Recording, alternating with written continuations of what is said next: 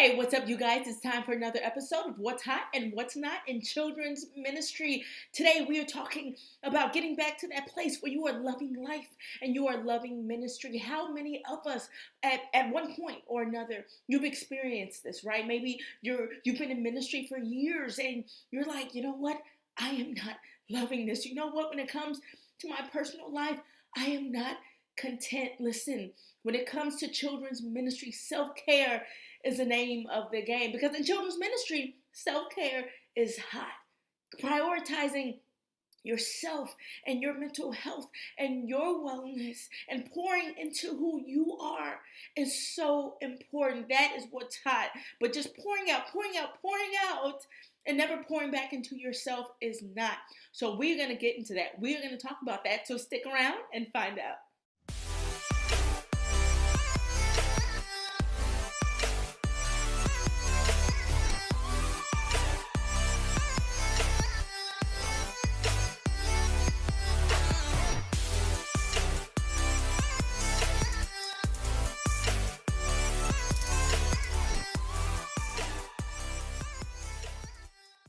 Listen, you guys, if you are feeling a sense of fatigue or burnout or dissatisfaction in children's ministry, know that you are not alone.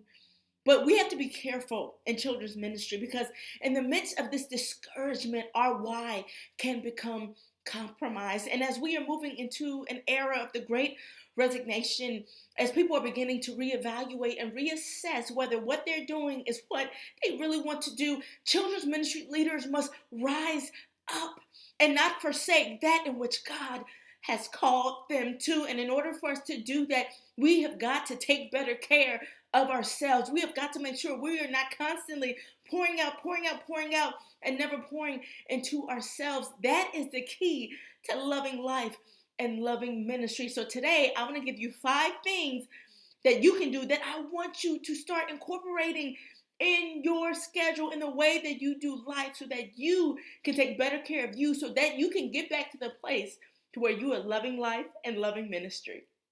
Number 1, become more self-aware of who you are. Listen, you guys, you will never take charge of your own life if you do not understand who you are.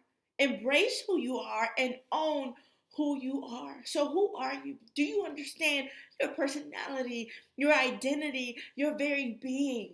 Do you understand those things that make you happy and those things that absolutely stress you out? The whole point here is, in children's ministry, we are constantly leading others. But you have to make sure that you know how to lead yourself as well. And that starts by getting to know who you are.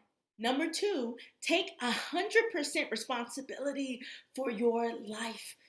Listen, you guys, when we take 100%, that is full percentage, right? Responsibility of our lives, that moves us from victim to victor. All right, when we take responsibility for our thoughts, for our words, and for our actions, don't waste your time playing the blame game. It is a complete waste. Choose to not take anything personal. And even if you have to say this out loud to yourself after you are offended, and you affirm it and say, you know what? I choose not to take that personal. Listen, no one can push your buttons, because you are the button maker. Take responsibility for your faith, for your life, for your family, for your finances, and for your happiness. Number 3, seek help. Listen, you guys, it's weak leaders who are hesitant in getting the help that they need. Strong leaders know that they were never meant to do this thing alone, and that they need some help, and they focus on getting the help that they need. So what type of leader are you? What do you need to outsource in order to regain that joy and that zeal again, whether in life or in ministry? What is that thing that is sucking the joy out of what you do in ministry that you can give away? And maybe it's something that you give away to someone who actually loves to do that thing.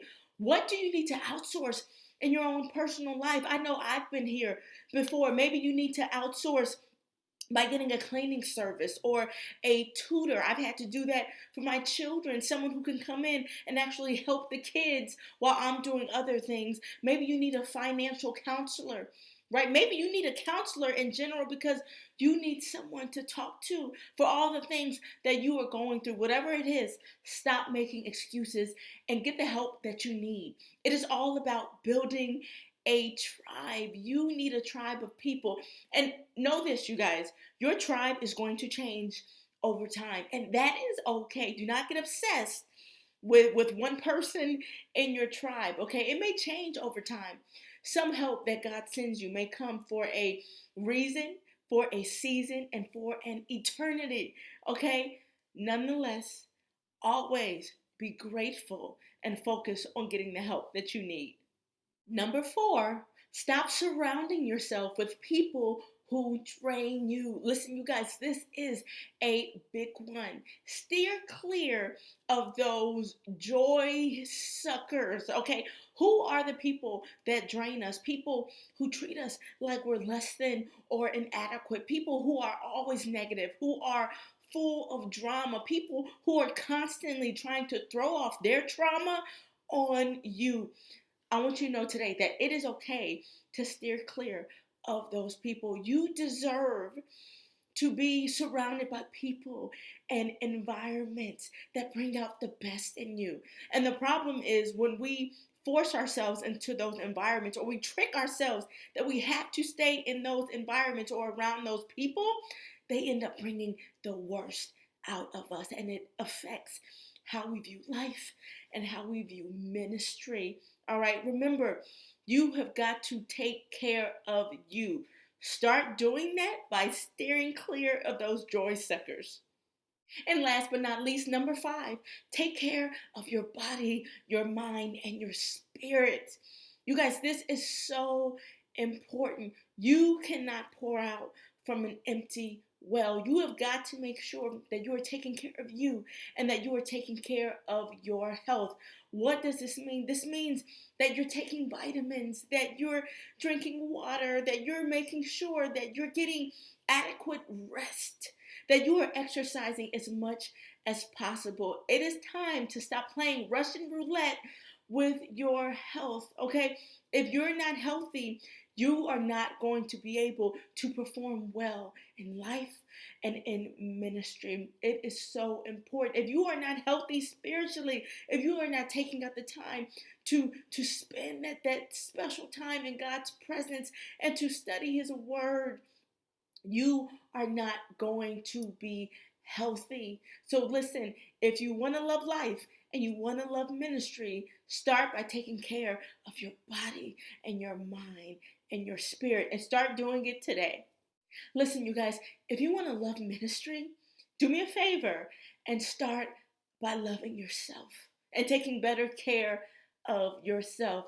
The two are directly impacted by the other. I want you to know today that you deserve happiness, and God desires for you to experience life and ministry at its best. Hey, you guys, that's it for this week's episode of What's Hot and What's Not in Children's Ministry. We will see you next week, same time, same place.